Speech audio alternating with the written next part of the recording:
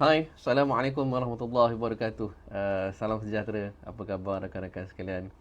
Alhamdulillah hari ini kita dapat bersiaran sekali lagi dalam sesi bedah siasat Annual Report syarikat-syarikat yang didagangkan di seluruh dunia. Okay? So insyaAllah tahun ini saya bawakan sesuatu yang baru untuk anda semua, yang mana kita akan cuba untuk melihat ataupun membedah siasat apakah perkara-perkara yang ada di dalam annual report bagi syarikat-syarikat di peringkat global. Okay, so sekiranya anda dah lama follow saya, okay, so I think last year 2021 kita dah banyak melihat annual report bagi syarikat-syarikat di dalam Malaysia. Okay, I think lebih daripada 40 report yang kita dah go through sama-sama.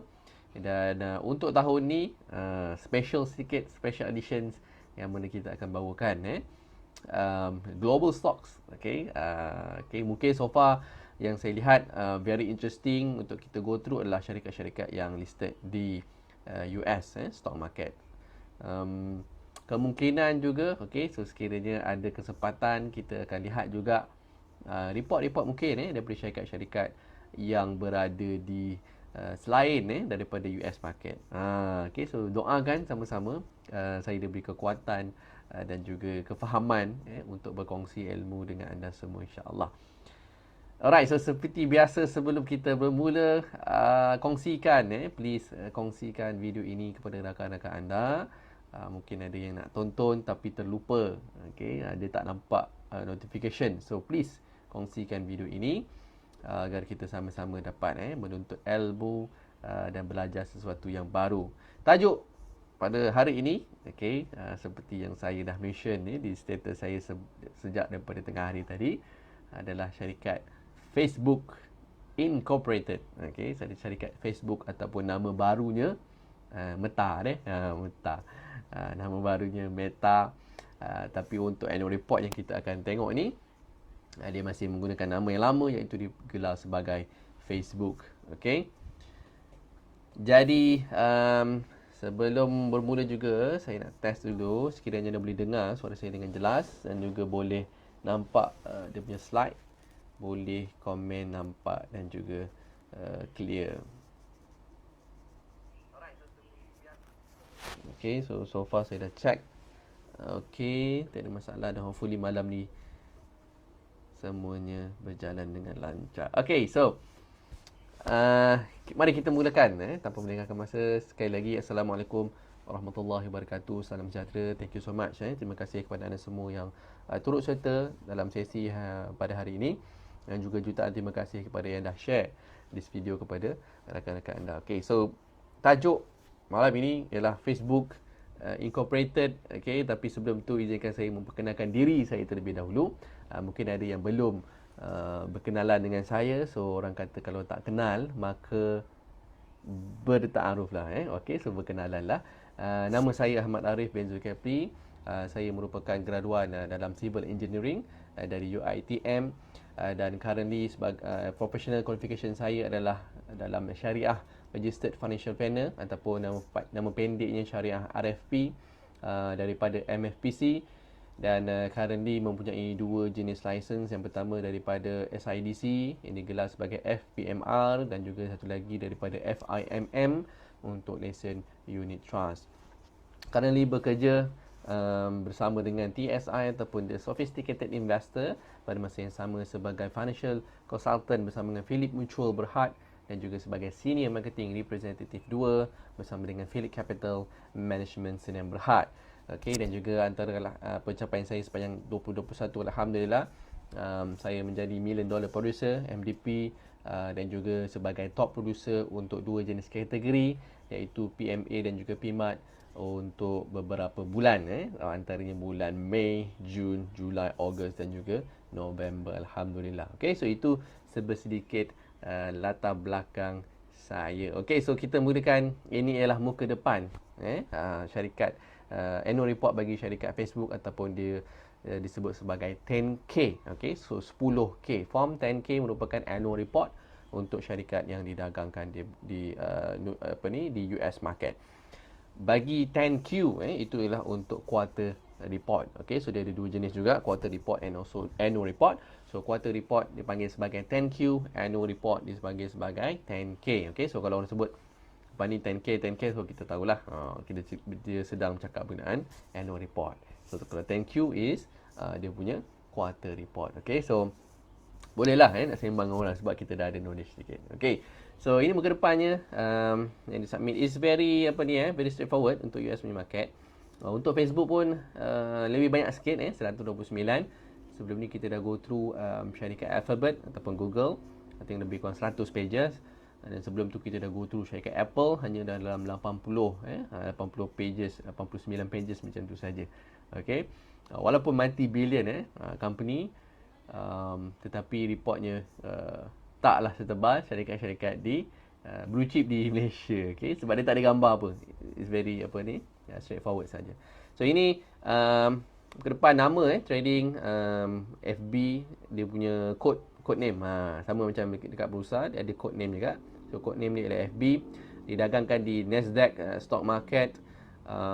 Ini alamatnya di Menlo Park di California, dan juga nombor telefon dan lain-lain berkenaan dengan dia punya registration of the company. Okay, so mari kita lihat konten. Okay, so page kedua adalah pada bahagian table of content. Okay, so anda boleh go through dekat sini part mana yang anda nak tengok. Okay, so kita moving on to bahagian bisnes. Okay, so kita nak faham dulu apakah bisnes yang dijalankan oleh syarikat Facebook ni.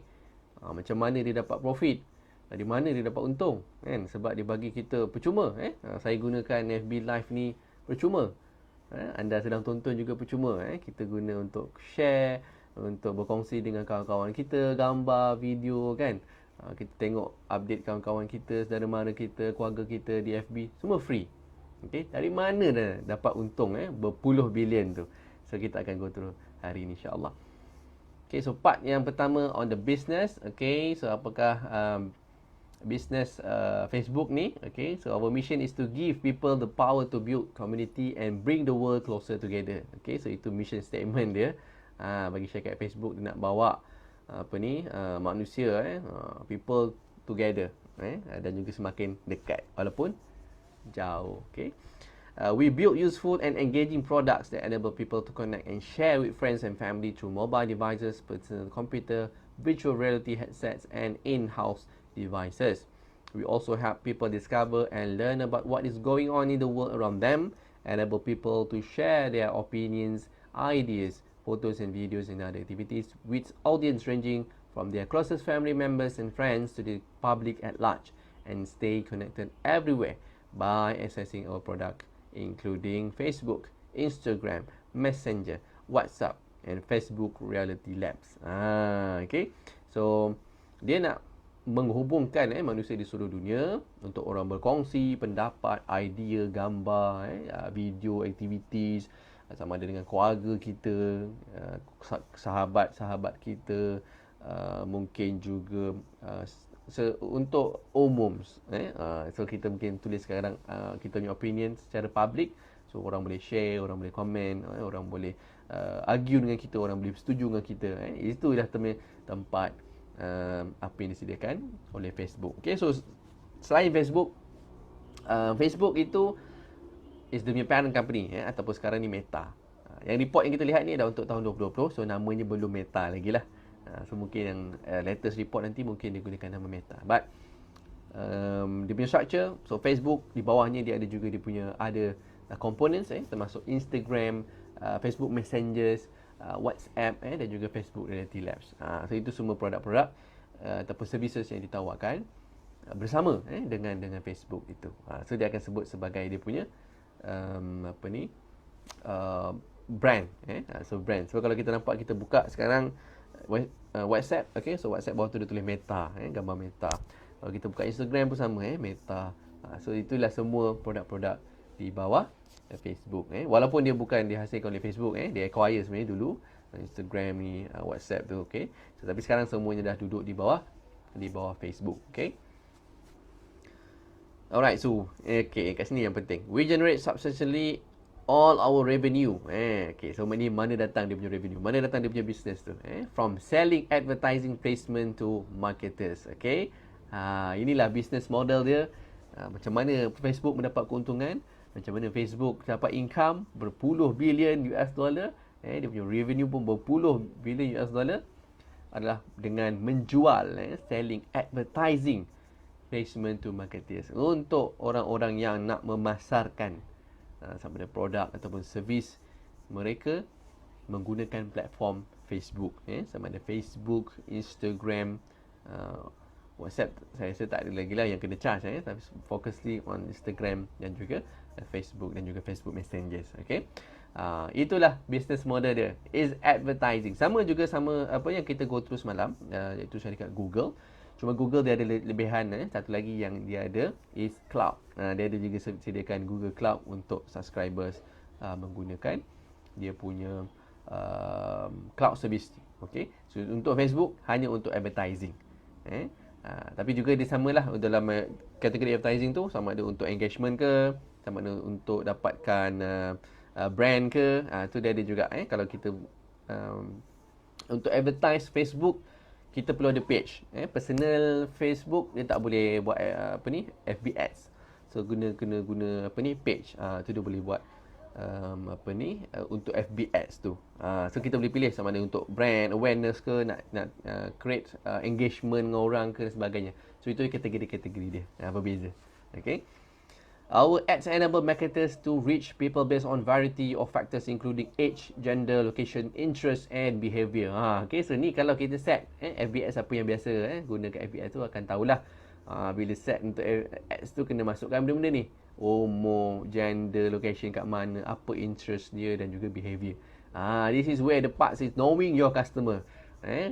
Plays an important roles. Siapa kita punya targeted audience untuk kita sampaikan sama ada kita punya produk, services ataupun NGO nak sampaikan dia punya message sebagainya, is very important untuk tahu siapa kategori dia punya audience dia. Okay, so marketers purchase ads that can appear in multiple places including Facebook, Instagram, Messengers and third party applications and websites. Okay, so itulah kaedah-kaedah yang dia boleh dipasarkan sama ada menggunakan Facebook, Instagram dan juga Messenger. So competition, tidak lupa juga Facebook bukanlah satu-satunya syarikat yang menyediakan platform untuk advertising secara maya ni, secara virtual. Tapi sebenarnya banyak yang kita dah go through juga. Semalam Google juga menawarkan. So kita nampak kat sini dia punya competitor adalah pertama Google, Apple, YouTube, Tencent. Okay, so Tencent, I think this is WeChat lah. Tencent ni dia menghasilkan WeChat.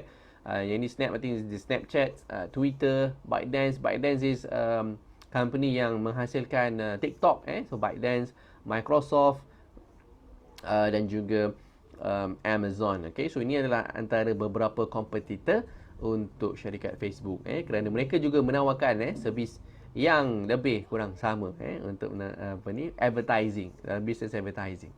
It's a service advertising. Okay, so kemudian kita lihat dekat sini teknologi, ini sistem punya perkembangan, produk, design dan sebagainya. Kemudian sales and operations, currently dia operate dekat lebih daripada 80 cities around the world, yang mana dia ada physical presence, maknanya dia ada pejabat, dia ada office dekat 80 bandar, termasuk di Malaysia. Facebook ada juga di Malaysia.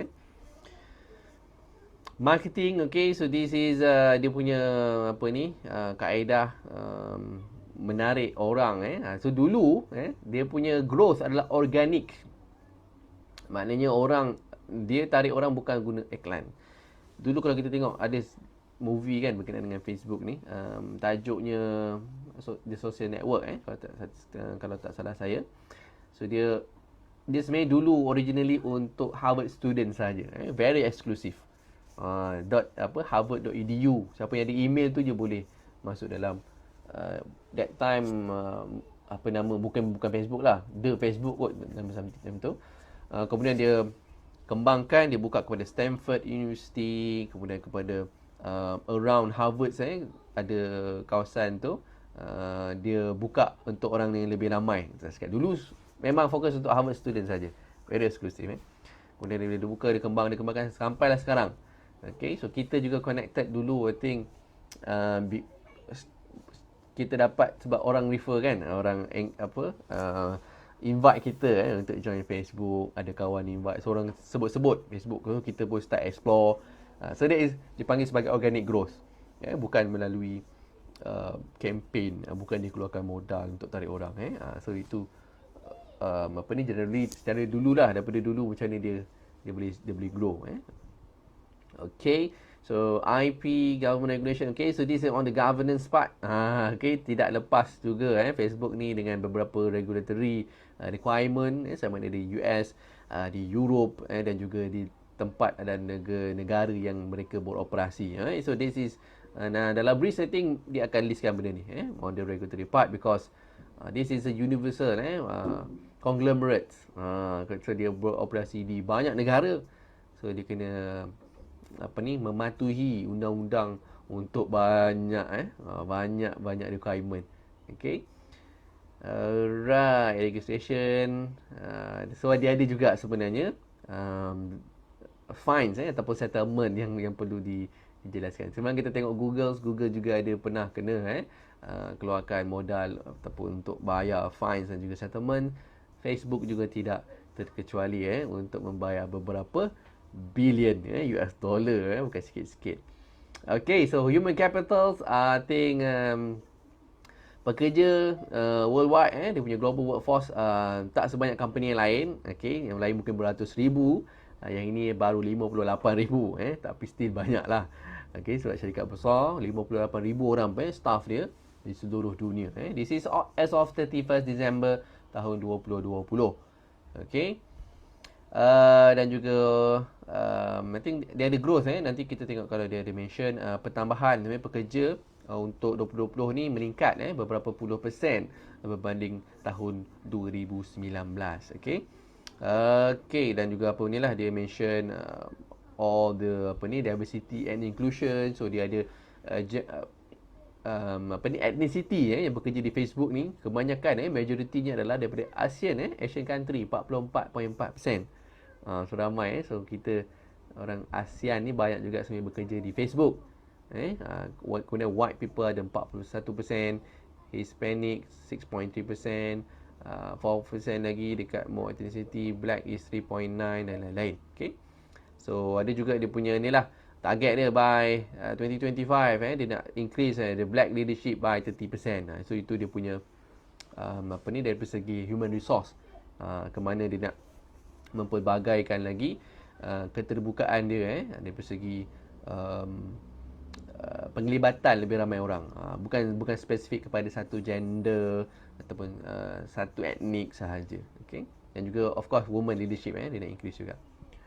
Okay, apa lagi anda boleh baca dekat sini. Kemudian compensation and benefits. Okay, of course ada banyaklah perks kalau kerja-kerja dekat syarikat yang besar-besar ni kan. Macam-macam dia offer health, family finance, community and time away, including healthcare and wellness benefit, adoption and surrogacy assistance, family care resources, 401k plan, access to tax and legal services.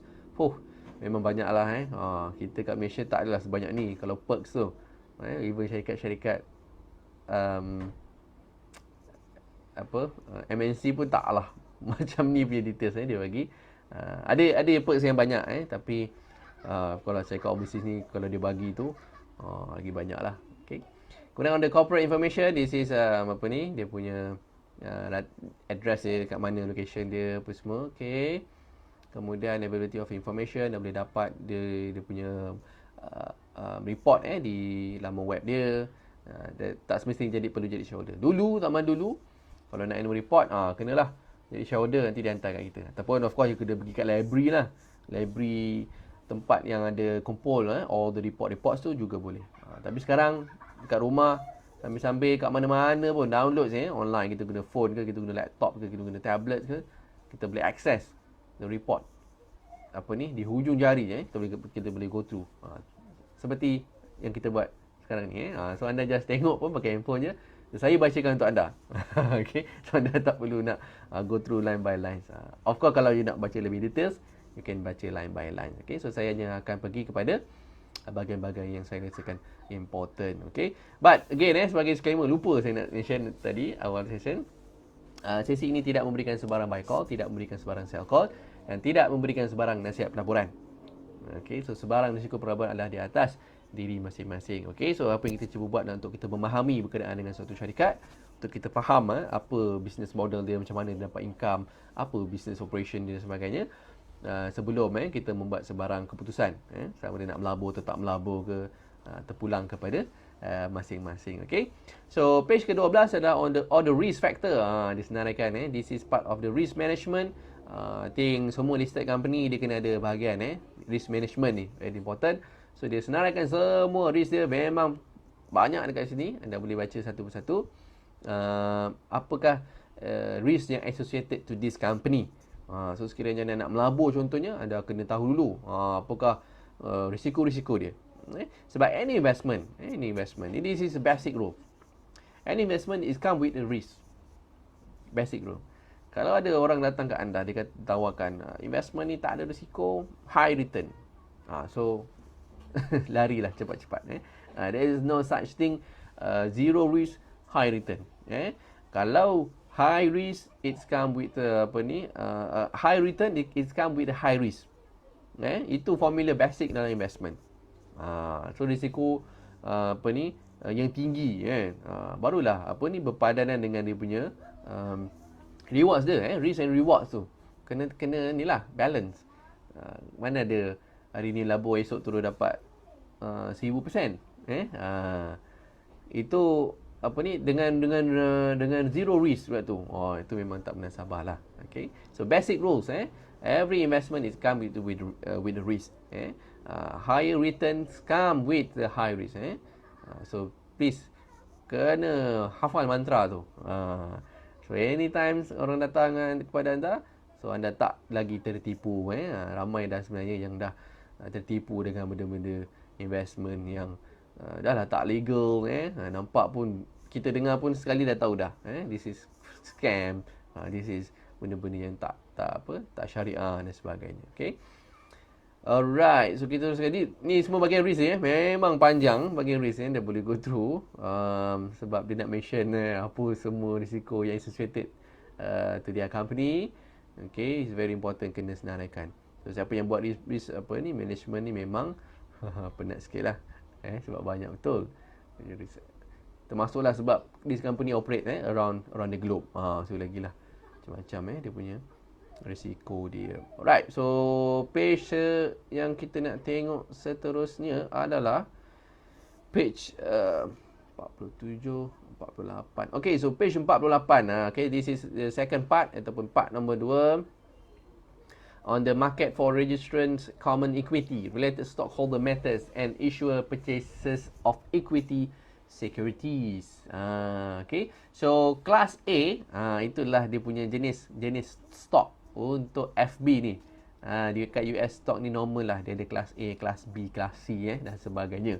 So bila anda nak purchase any stock dekat global stock ni, after anda dah buat analisa dan sebagainya tu, anda kena tahu juga yang anda nak beli tu kelas mana. Sebab different class dia ada dia punya different criteria dia. This come with sama ada voting rights ke, ataupun dividend rights ke, ataupun benda-benda yang lain. Okay, so untuk Facebook so far I think yang listed hanya satu, iaitu kelas A sahaja. Kelas B dia ada tapi dia tak listedkan untuk orang. Okay, dia tak listkan. Yang listed is kelas A sahaja. Kalau semalam tengok Google, kelas A dengan kelas C listed, kelas B dia tak listed. Okay, so yang untuk Facebook ni dia ada kelas A ataupun Meta lah sekarang. Meta, tapi dia punya code still FB. Nama company berubah, dia punya code name masih maintain. Sama macam Google, nama company Alphabet tapi dia punya stock code dia masih GOOGLE dan juga GOOLE. Macam itulah, ada dua untuk kelas A dan juga kelas B dia. Okay, ini simbol dia FB. Okay, ini kelas B dia mention, dia tak listed. So inilah kepunyaan antaranya Mark Zuckerberg. Yang ini voting right dia besar. Okay, untuk record kelas A ada 3,471 stockholder. Manakala kelas B ada 32 stockholder. Okay, tetapi dia tak boleh tahu berapa ramai exactly because Untuk kelas A tu, ada stock broker, ataupun broker yang pegang, ataupun institution. So dia tak tahu behind the institution tu siapa punya. Okay, contoh macam private mandate lah, siapa yang subscribe private mandate tu, dia bukannya macam CDS account. Dia ialah managed account. This is different. So dalam tu mungkin ada beberapa investor. So tapi yang appear is dia punya apa ni? The fund manager tu, the fund manager ataupun kat sini broker ataupun institution tu punya name. Tapi behind dia tu dia tak boleh nak dia tak boleh nak kira lah exactly berapa. But yang ni termasuk stockholder. Kalau dalam tu kategori broker, institution dan juga individu, yang dia boleh detect adalah 3,471 stockholder. Okay, so dividend policy, we have never declared or paid any cash dividend on our common stock. Okay, so far tak pernah lagi since tahun 2012 dia listed Facebook ni tahun 2012, dia tak pernah lagi bagi any dividend. Sama juga dengan kanting company Google sebenarnya kita review dia bukanlah dividend policy punya company. So apa yang diguna tu ialah untuk expansion. Profit digunakan untuk perkembangan syarikat dan juga keep dia punya cash lah, cash reserve dia. Okey, kemudian sambung lagi. This is punya graph. Okay, so dia bagi juga comparison sama ada melabur dalam Facebook, DJI Net, S&P 500 juga Nasdaq Composite. So Facebook berada di tangga ketiga untuk tabulation 5 tahun dia punya return lah. So I think most of the US stock mungkin dibagi macam ni. So in this common comparison, DJI, S&P 500 dan juga Nasdaq. So Facebook kat dua. Yang paling tinggi return kat compare dekat sini is DJI dan juga Nasdaq. So yang bawah ni is S&P 500. Paling rendah. Okay, tapi semua nampak ada peningkatan. Okay, kemudian kita pergi kepada page ke-50, ialah bahagian selected financial data. Okay, so this is dia punya summary of the financial statement. Kalau untuk details anda perlu pergi ke part yang lebih details bahagian dia punya auditor bahagian auditor punya report tu. Okay. So in a glance, kalau kita nampak guys ni the revenue revenue dia untuk tahun 2020 85 billion. I think this is the highest untuk 5 tahun belakangan ni. So dia bagi data sin 2016, 2017, 2018, 2019 dan juga 2020. So revenue paling tinggi tahun 2020 85.9 billion. Okay, so 70, 55, 40 dan juga 27. Okay, so peningkatan untuk setiap tahun. Okay, however, untuk net income, okay, so tadi revenue, ini net income. Net income kalau kita perasan kat sini, okay, although untuk tahun 2020 ini ialah paling tinggi untuk 5 years, okay, cuma dari segi growth, peningkatan year by year, 2016 ke 2017 meningkat, 2017 ke 2018 meningkat, tetapi 2018 ke 2019 berlaku penurunan in term of dia punya net income. Okay, mana dia pergi keuntungan tu, mungkin ada kena bayar settlement ke fines dan sebagainya lah. So mungkin ada reduction of net income, but still dalam positif ataupun in the black, masih dalam keuntungan untuk 5 tahun.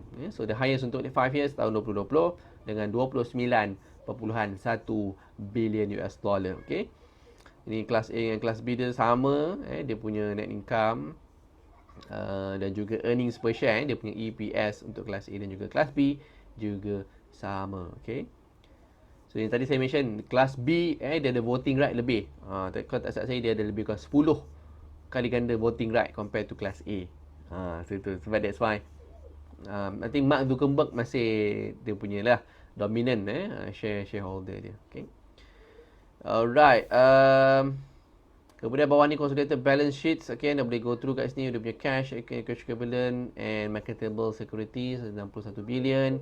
Total asset ada 159 billion. Total liability 31. Total stockholder equity 128. Okay, so ni bahagian summary dia. Kemudian this one, page 51 on the free cash flow. Okay, kemudian dekat sini MD&A. Okay, so page ke-52 adalah bahagian management discussions and analysis. Okay, so ini ialah bahagian yang lebih details. Sama juga untuk local stock ataupun bursa stocks, kita juga ada bahagian ni management discussions and analysis. So Yang ni dia bagi dalam wording so kena baca sikit lah. Kalau bagi dalam table, so kita easier tu nampak dia punya ni lah. Apa difference dia, perubahan dia, berapa increment dia lah. Yang ni dia dalam wording, tapi tak apa, apa yang ada kita gunakan. Okay, community growth yang pertama. Okay, Facebook daily activity. Okay, ni berapa ramai orang yang menggunakan Facebook setiap hari. Untuk bulan Disember 2020 adalah sebanyak 1.84 bilion pengguna daily active users yang aktif. Termasuklah anda, termasuklah saya yang sedang membuat live ni, anda yang sedang menonton. Mungkin orang lain juga yang sedang membuat sesi lain atau membuat share, tengah tengok video sebagainya. Ada 1.84 bilion setiap hari. Itu adalah average untuk seluruh dunia. Ramai tak ramai 1.84 bilion. So dengan peningkatan sebenarnya dia peningkatan 11% compare kepada tahun 2019. Manakala untuk Facebook monthly active users MAU MAU 2.8 bilion ini untuk sebulan. Sebulan 2.8 dia punya ini average kot okey. Kemudian bawah ni dia ada juga family daily active people DAP. Ini bukan parti ni Democratic Action Party ni, this is daily active people yang menggunakan family. Family ni meanings adalah all the Facebook punya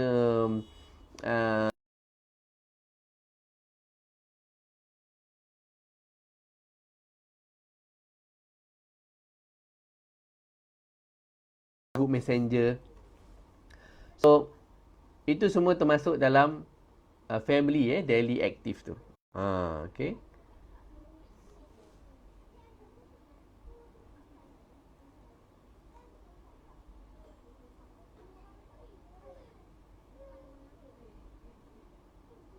Alright. So itu semua dalam kategori ni. So ada 2.6 bilion. Cuma ni cuma, so, bukan cuma lah. I think this is quite difficult juga untuk extract data. Dia punya revenue of course macam straightforward. Revenue datang daripada advertising, simple as that. Cuma bila dia kategorikan 1.8 bilion ni users dia macam mana, meaning kadang-kadang ada satu account tu adalah orang yang sama. Mungkin dia ada dua account, orang yang sama, dia ada dua account. So how dia nak differentiate, it's come from a different person. Kita tak boleh assume ni 1.84 ni ialah orang yang berbeza.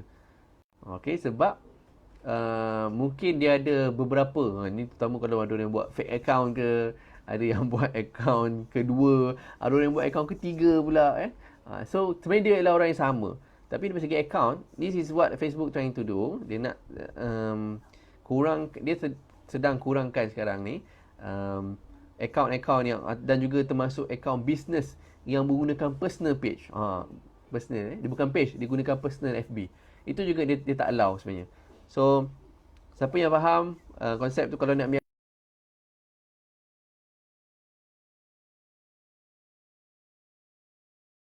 block benda tu, dia akan tutup account anda, dia tak bagi access sebagainya. So that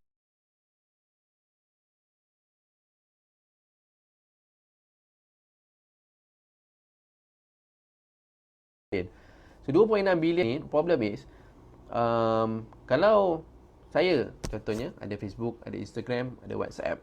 Okay, so Instagram saya dengan Facebook mungkin saya link kan, so dia tahu ialah satu owner. Tapi WhatsApp saya tak boleh linkkan dengan yang lain-lain ni. So dia assume mungkin saya dah orang yang berbeza. Tapi dalam data, bila dia tunjukkan data macam ni lah, mungkin. Okay, so dia very, itulah susah, kompleks juga cara dia nak extract. Macam mana dia dapat 2.6 bilion ni, 3.3 bilion. Dia ada mention dalam dia punya report. Okay. Sorry. Dia ada mention dalam report dia. Dia gunakan sangat kompleks calculation. Sebab dia pun tak tahu pengguna tu siapa. Okay. Mungkin ada boleh track daripada IP address dan lain-lain tu. Tapi still dia punya data accuracy tu susah kita kata 100% lah. Okay. Sorry saya minum air.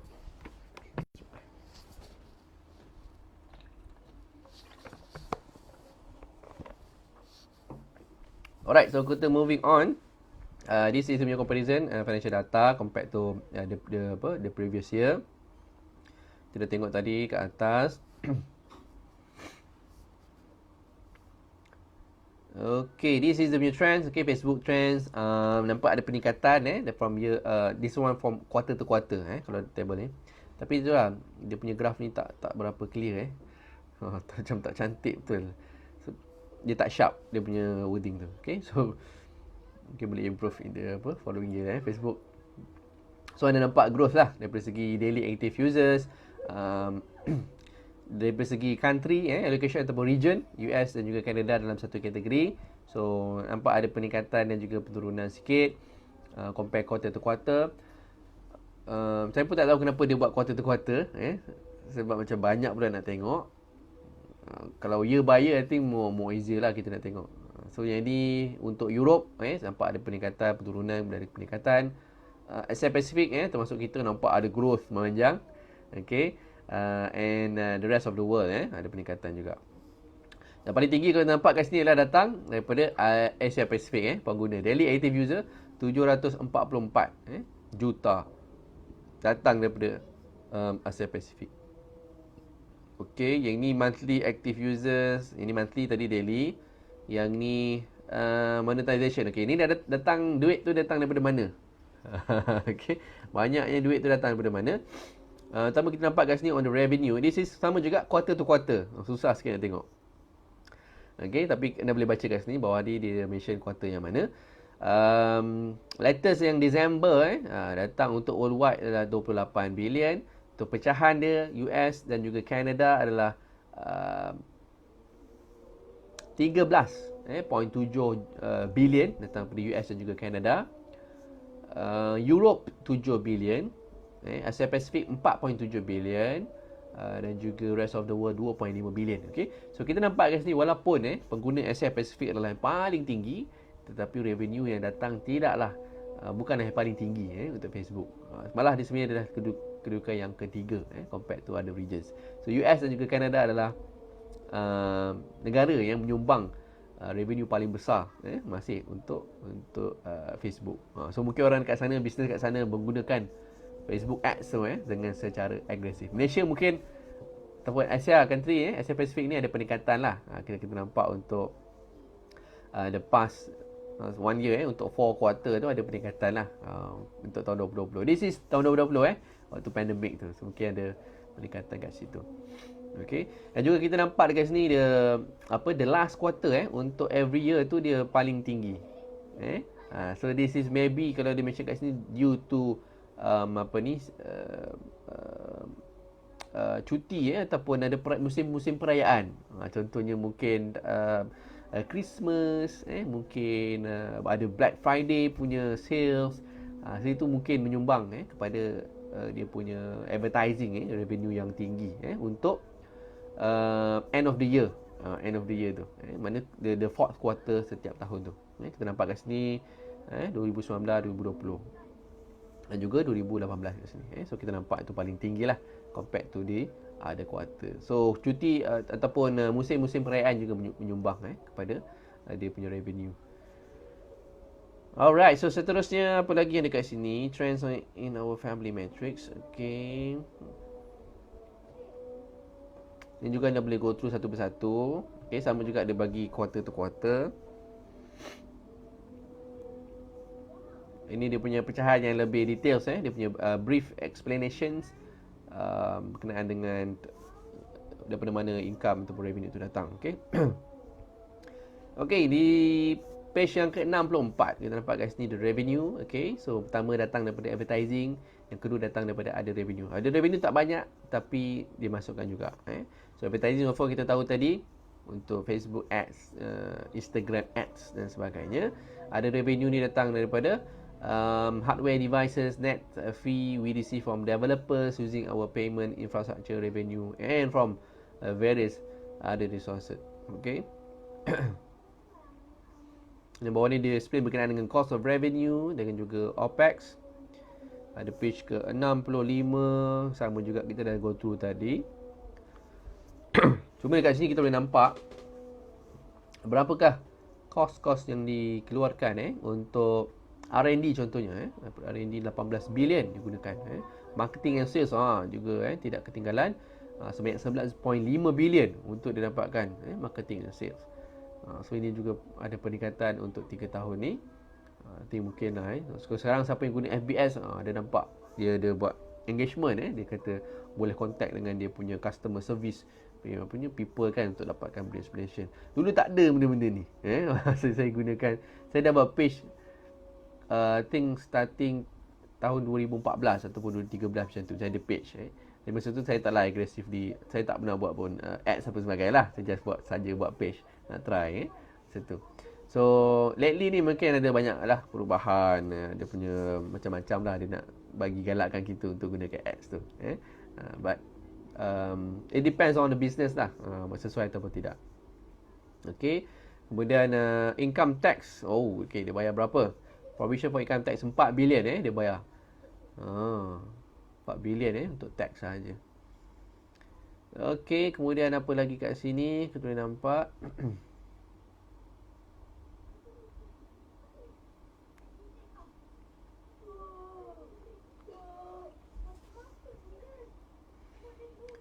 Okey, ni pecahan dia. R&D, okey. So R&D 18 bilion tadi tu adalah sebanyak 21% daripada revenue. Wah, banyak juga Dia gunakan daripada revenue tu 21% untuk buat R&D, research and development. Because of technology company ni memang dia rapid, dia punya growth tu sangat laju. Kalau dia tak keep up with the trends, dia tak keep up with dengan perkembangan semasa dan juga keluarkan benda-benda baru, mungkin dia akan ketinggalan. So dia memang dia spend banyak kat ni, 21% daripada revenue. Mungkinlah ni termasuk dia buat meta try and error sebagainya. Billion dia spend untuk R&D 18 billion US dollar. Kita punya country R&D pun lainlah sebab dia US dollar lah. Dia dalam US dollar. This is for company. 18 billion dia spend untuk R&D alone. Marketing and sales is 13% digunakan untuk perbelanjaan marketing dan juga sales dia. Okey, apa lagi kita boleh nampak dekat sini?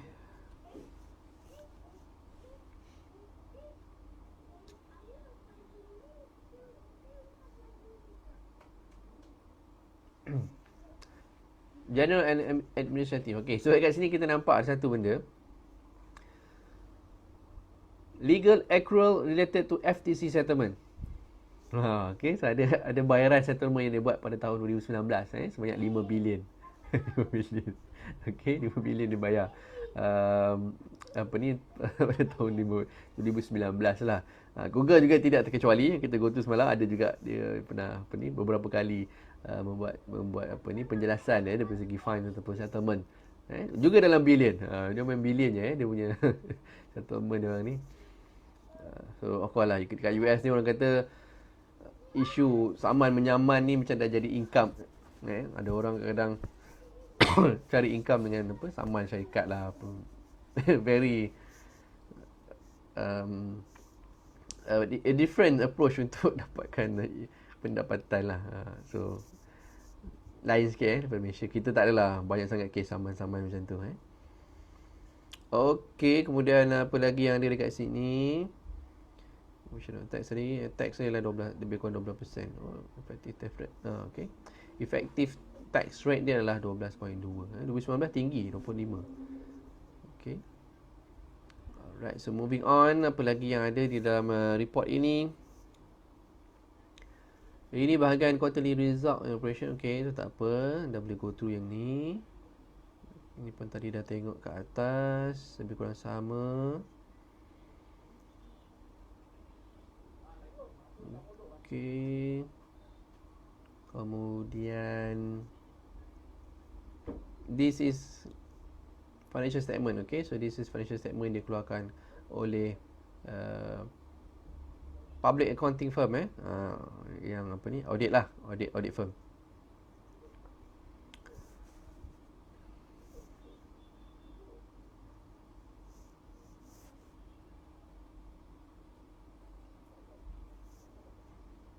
Dah boleh go through dekat sini. Okay, so this is dia punya consolidated balance sheets.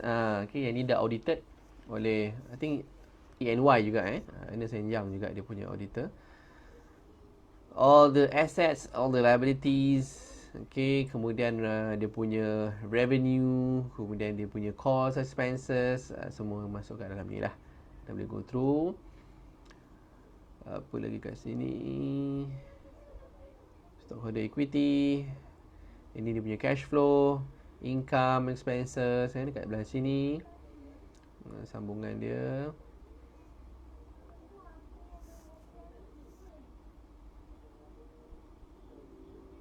Okay. Di further explanation berkenaan dengan all the expenses, revenue, mana datang, sebagainya. Okay, dia punya assets dia, berapa banyak, apa asset-asset dia, income tax dia, apa semua. Okay, ni pun kita dah tengok tadi.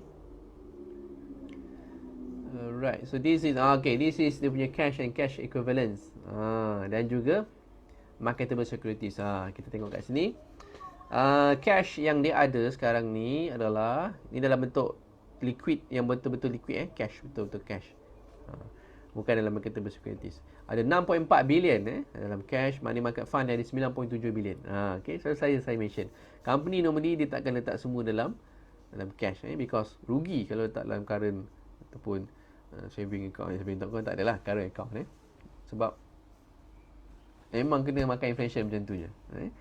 So normally akan paling basic letak dalam money market lah, money market funds, because dia liquid dan juga at least dia bagi something in return. Kemudian of course kalau yang lain tu ada yang masuk mutual fund, tapi itu marketable securities lah. Dia tak liquid, mesti kena ada beberapa hari ataupun minggu mungkin untuk clearance. Okay, so yang ni kat sini yang dalam cash and cash equivalent US government securities ada 1 billion. Kemudian deposit ada 305 juta, corporate debt security 12.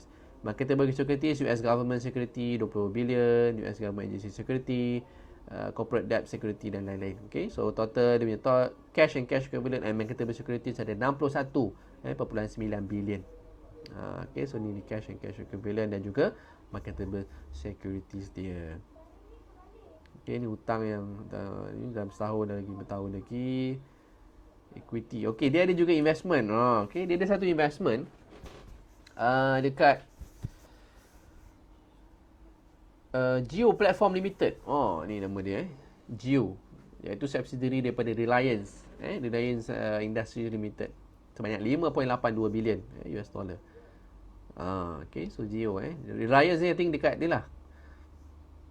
India lah apa ni lah, keluarga siapa ni, Mukesh Ambani punya lah kalau tak silap saya. Satu je lah nama Reliance yang saya tahu.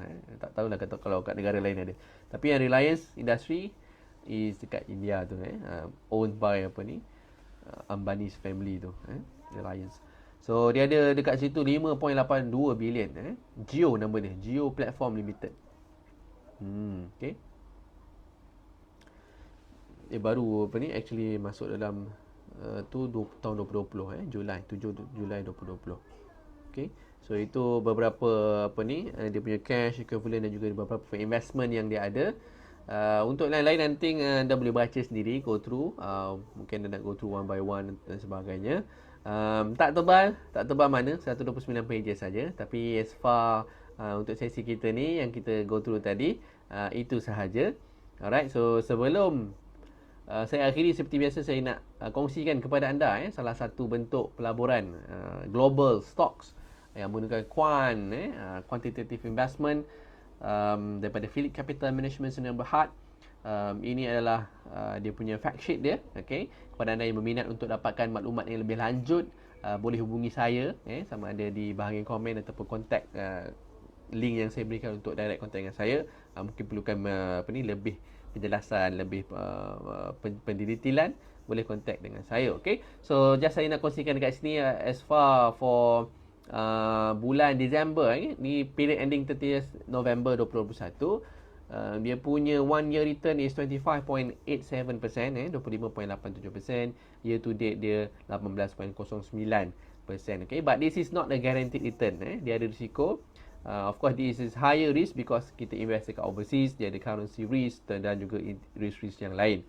On top of risk yang biasa tu, dia ada juga lagi currency risk. Okay, but this is dia punya, saya nak share dia punya performance lah untuk semasa.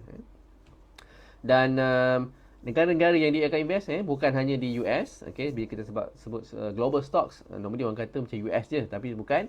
Kita dalam mandate sini, dalam private mandate ni dia akan labur di Australia, di UK, US, Canada, Turkey, Germany, China, France, Hong Kong dan sebagainya. Okey. So anda tak perlu nak risau nak fikir invest kat mana, nak invest company apa, company itu syariah ke tak syariah, bila nak masuk, bila nak keluar, anda tak perlu fikir.